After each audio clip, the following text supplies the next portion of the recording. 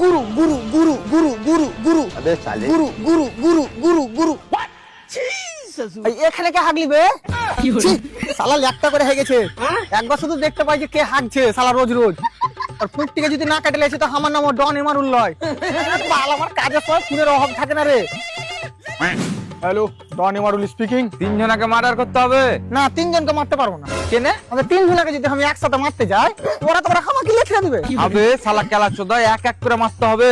ও তাইলে হয়ে যাবে কত টাকা লাগবে তুই এটা বল। 40 লাখ বাপরে 40 লাখ! বাপরে তুই আর বাড়ি থেকে টাকা দিয়ে কিনে নিয়ে মার্ডার করবি নাকি? আরে এত খাতারনাক কাজে তো একটু বেশি টাকা লাগবে হবে ওরা কি যদি 40 লাখ টাকা দিই তো ওরাই নিজে নিজে বিষ খেয়ে মরে যাবে। আচ্ছা ঠিক আছে ব্যাপারটা আগে বুঝি যারা কে মারতে চাইছো ওরা তোমার সম্পর্কে কে হয়? বন্ধু।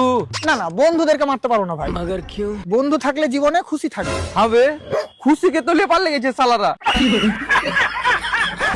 রে শালা যাই রে আর বাকি দুজ না বাকি দুধ না আমার টাকা নিয়েছে।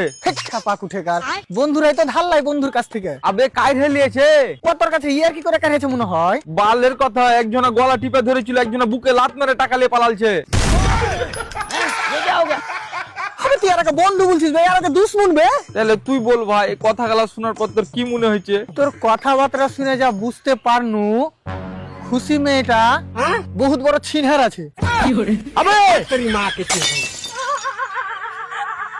শালা ছিনহার না হলে বন্ধুর সাথে কেন পালাইলো বাল আমার বুঝে পা দিয়ে দিল